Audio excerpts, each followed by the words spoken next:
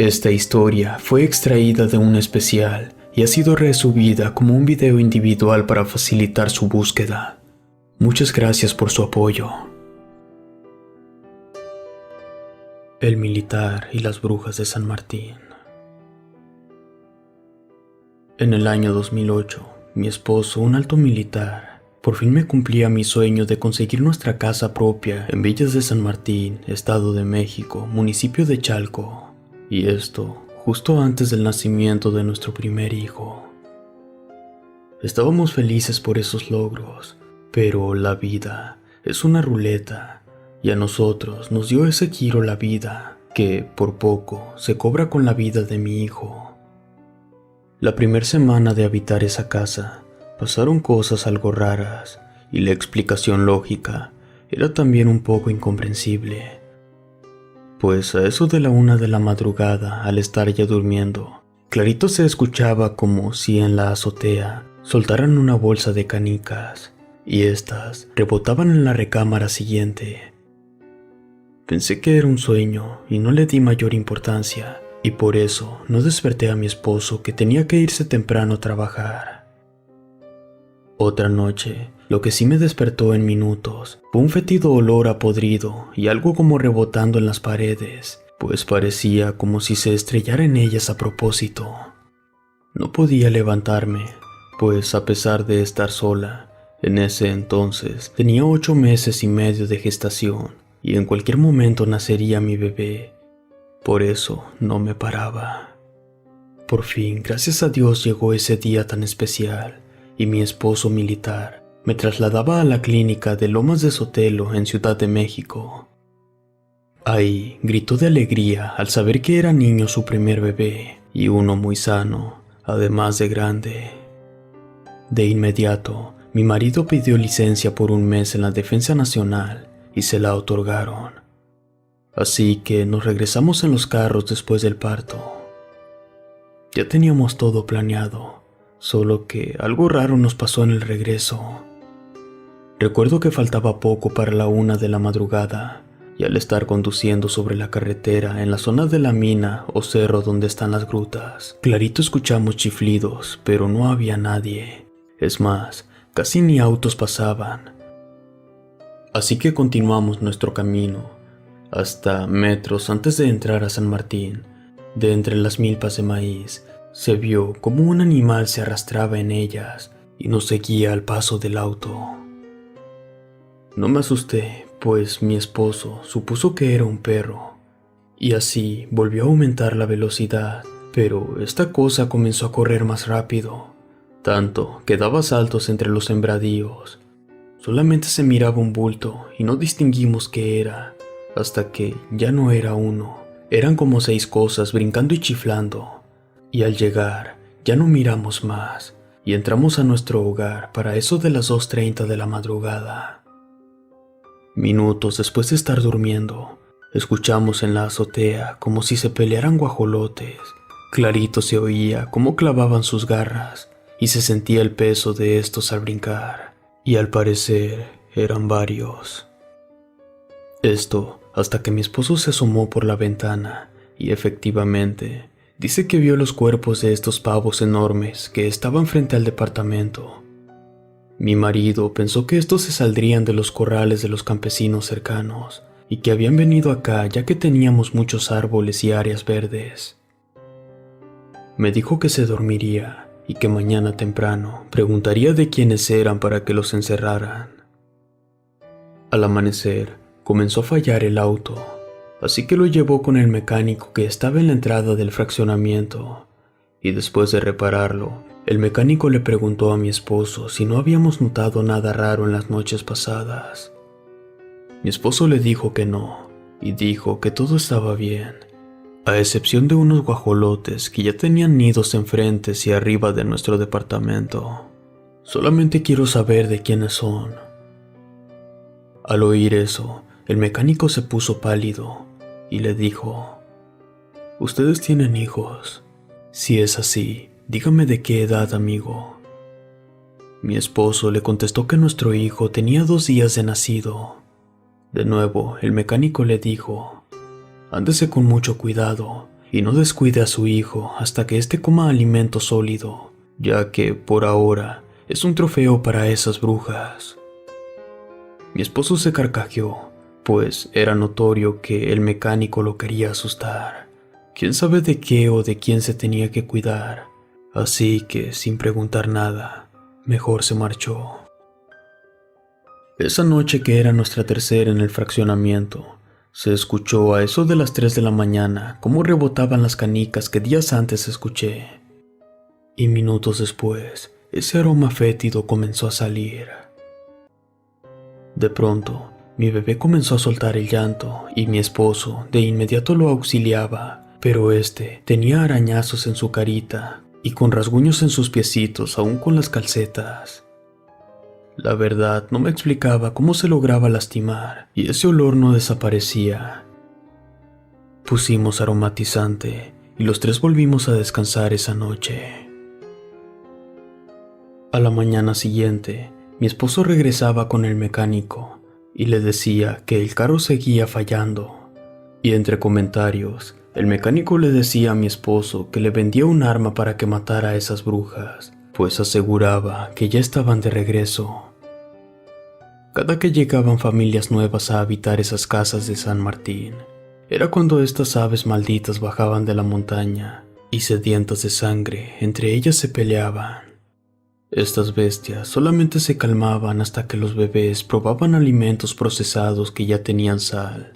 Esta y el bautizo era la única forma de olvidarse de ellos.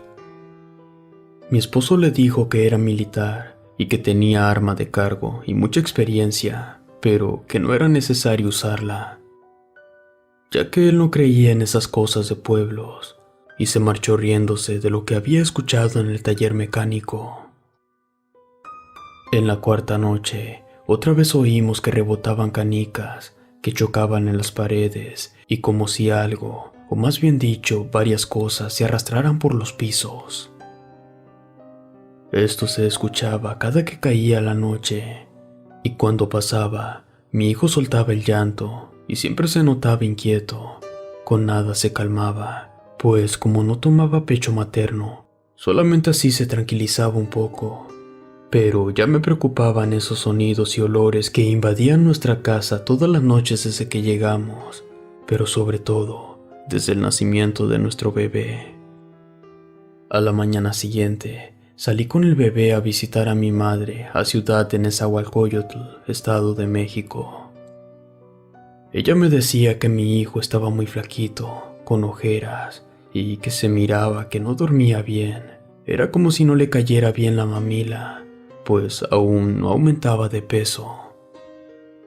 Esa noche se quedó mi esposo solo en casa, y asegura que a eso de la medianoche, al apagar la luz, de nuevo, ese sonido que ya era familiar del famoso ruido de esferas o canicas rebotando, y el olor como a perro muerto, pues se sentía fuerte y penetrante.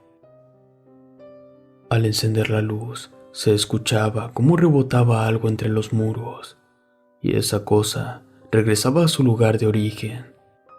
Después, una calma inmensa, sin dejar de mencionar que aún continuaban los guajolotes en la azotea. Después, estos pelearon entre sí, y de una forma feroz. Parecía que estaban muy enojados y daban enormes brincos de casa en casa.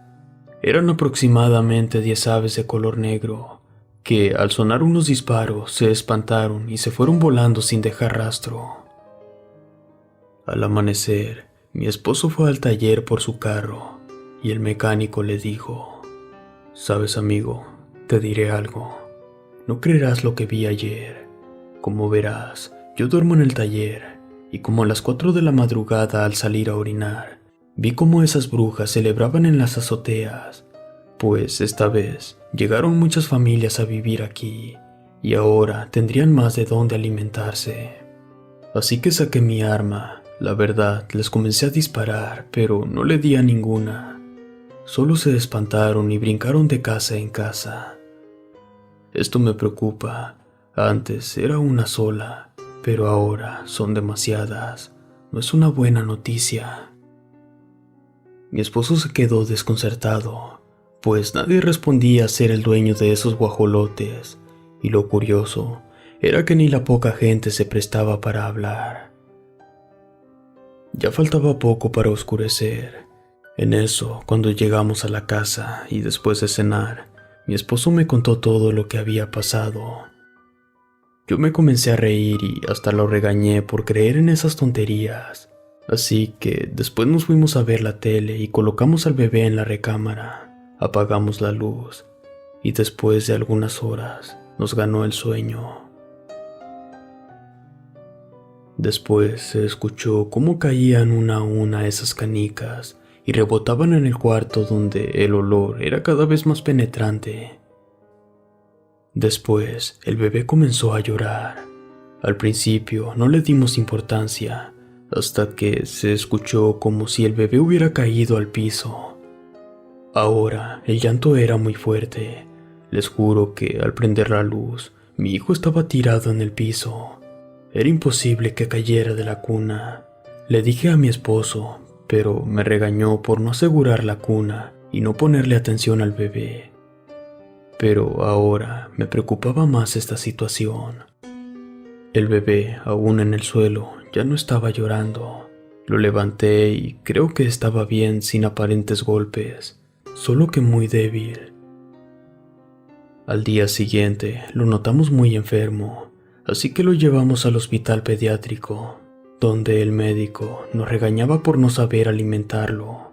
Decía que estaba entrando a una etapa de anemia aguda, así que lo internaron ese mismo momento. Nuestro bebé tuvo que quedarse un mes completo. Y de pronto, una trabajadora social llegó con nosotros. Nos preguntó por qué traía golpes y pequeños piquetes en la piel. Pensaban que eran problemas en el hogar. Días después salió del hospital y nos regresamos al fraccionamiento. Ahí supimos que 2 bebés ya habían muerto durante el tiempo que estuvimos ausentes. Esa noticia nos aterrorizó, pues los 2 eran de meses de nacidos. También era posible que un virus infantil los estaba enfermando. Al caer la noche, otra vez ese ruido de canicas rebotando en el cuarto del bebé. Pero ahora, mi esposo no prendió la luz, ya que el bebé no lloraba. Y al entrar a la recámara, dice que escuchó cómo algo en el piso se arrastraba, al grado que sin querer lo pisó. A la vez, un quejido muy fuerte que le erizó la piel.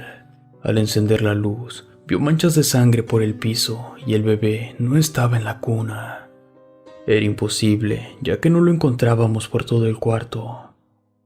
De pronto, comenzó a escucharse un llanto fuerte fuera de la casa, pero las luces de afuera no encendían.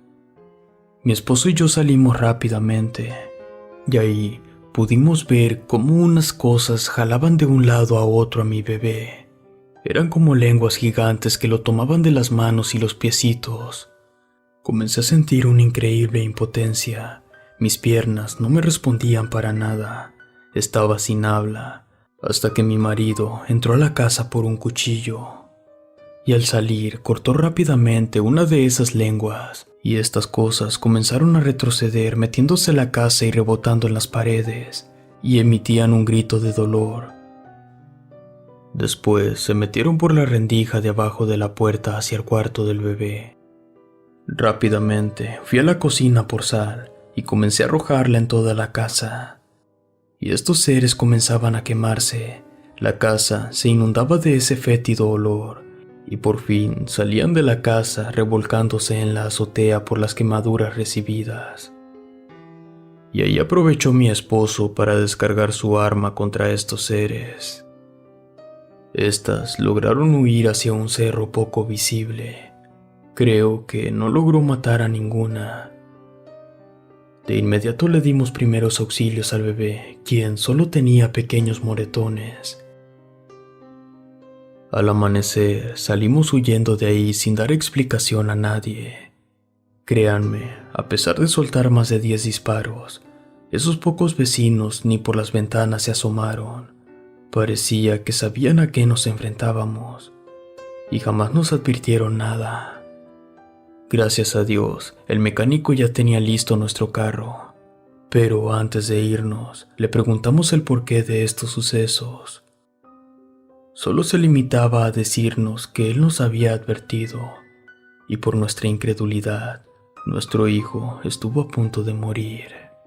Ya no preguntamos nada más. Nos fuimos de ese maldito pueblo, conocido por muchos por sus encuentros con brujas. Para nosotros fue una experiencia inimaginable y de la cual ya no quiero acordarme. Aún tenemos esa casa, pero bajo renta, y no tenemos planes de regresar, a pesar de que ya pasaron 8 años de esto, donde ni siquiera mi esposo ha dicho nada por temor a que se burlen de él.